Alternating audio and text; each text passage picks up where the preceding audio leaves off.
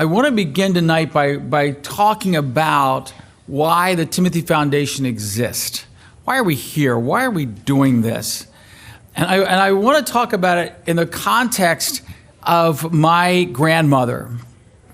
My grandmother, my mother's mother, was the spiritual matriarch of our family.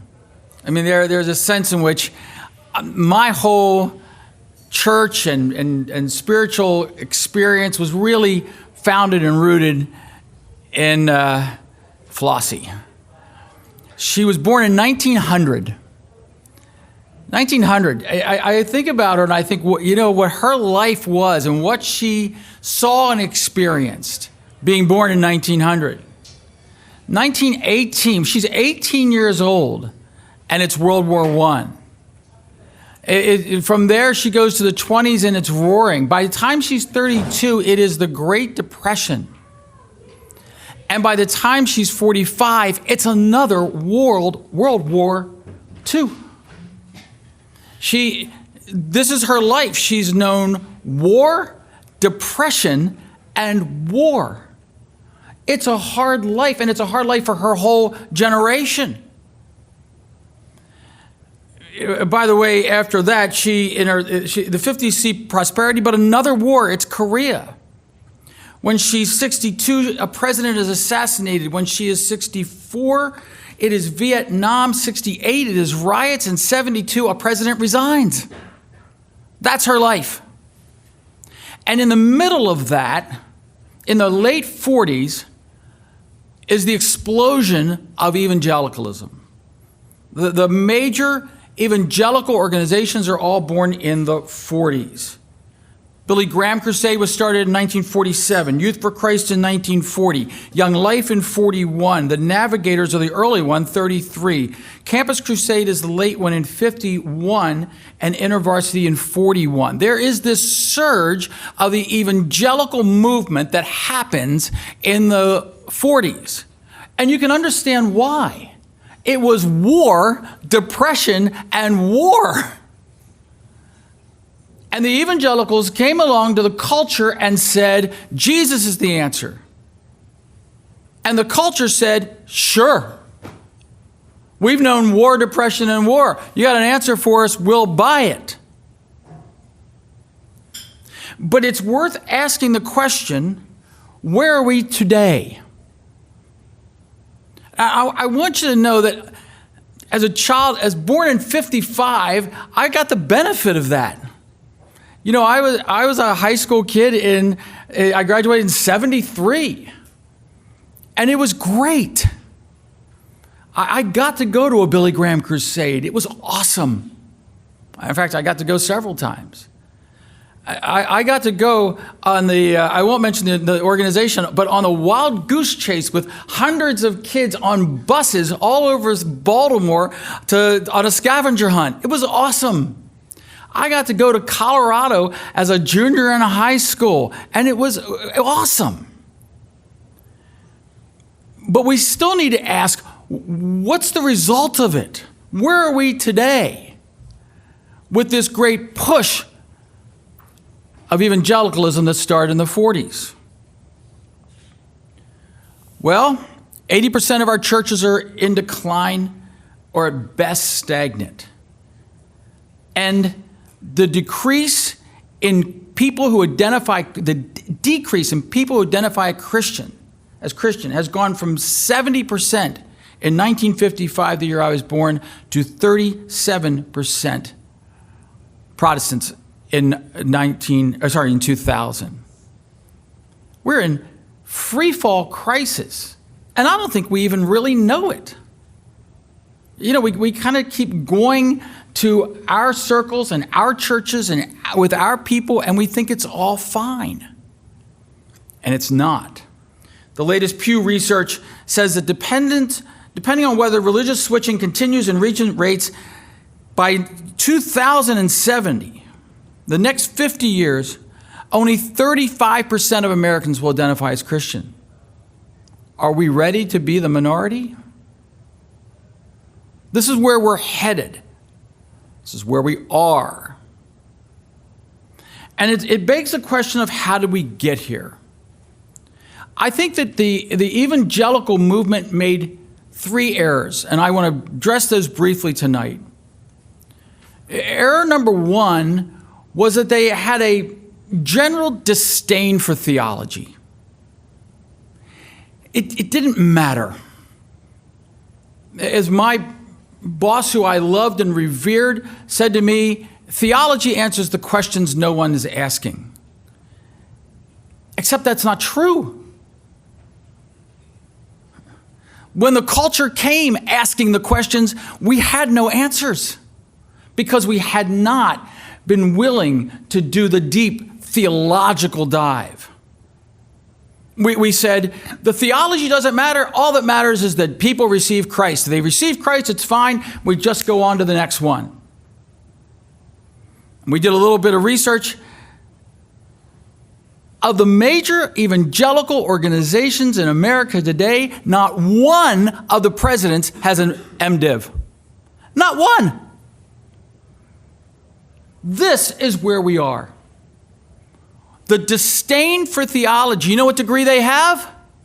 MBAs. And by the way, folks, we pay for what we value.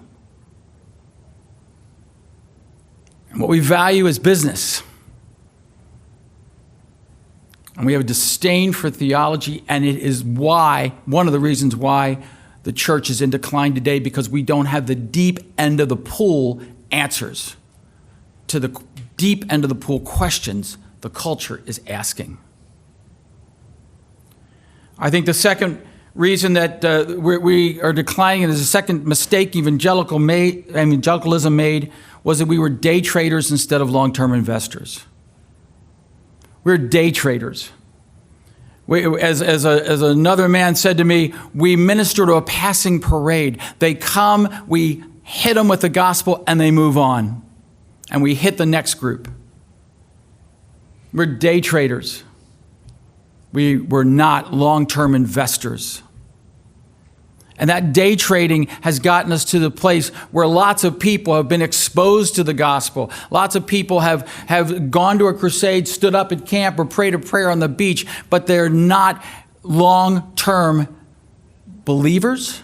They are not in our churches. It always becomes a question of how you measure success. And if we are to measure success of evangelicalism as where it is 50 years later, 80 years later, it's a failure. And the third reason, the third mistake, is that they believed the people would come and go and the buildings would last forever. Having spent 23 years in the full-time ministry, I can tell you that there was a common saying that it's always easier to raise money for bricks and mortar than it is for people. And today we have the bricks and mortar. And those bricks and mortar buildings are increasingly being turned into condos and for sale because they don't have any people in them. We invested in the buildings because we thought they would last for eternity, when as Christians, the exact opposite is true. We believe the people will live for eternity and the buildings will crumble. But we invested in the buildings. And folks, we don't need another building and we don't need another camp. We have plenty. What we need is people. And so that's why we're here. That's why we're here, because our investment is in the people, and more specifically in the next generation of leaders. Because if we're going to turn the tide of this increasingly free-falling Christian culture, Christian community, Christian mindset, it begins and ends with the people. And it is time we changed. And we said, we are long-term investors, not day traders.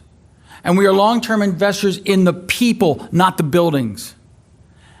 And the deep end of the pool matters.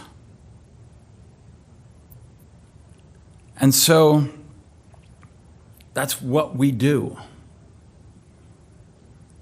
We are about identifying the young Christian leaders. And for 2 years, investing in them. And I've said many times, I will never know if this is successful or not, because we will not know, gentlemen, if this has had an impact on you until you're 50.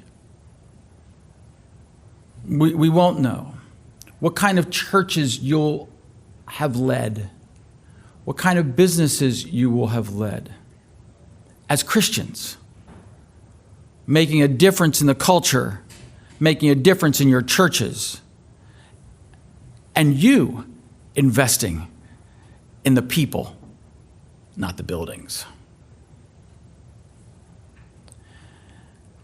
I am particularly thankful for my great aunt, who was registrar at Princeton Seminary and a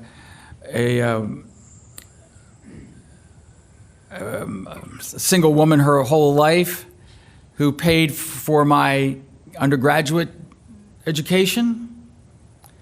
I am particularly thankful for my dad and one other man who put up the money for, along with Dr. Koisher and I, put together the Covenant Seminary Scholarship Program that we had 11 guys go through and get their MDivs. And I'm particularly thankful for my grandmother, who paid for every time I wanted to go on a youth retreat. Those people who invested in me are in many ways the reason I'm here. And I'm asking you to join with us and invest with us in the next generation of Christian leaders, so that 50 years from now, the Pew Research will be wrong. Thank you for coming tonight. I invite you to rejoice with us at the 11 guys who will graduate, and consider being a part of this as we go forward.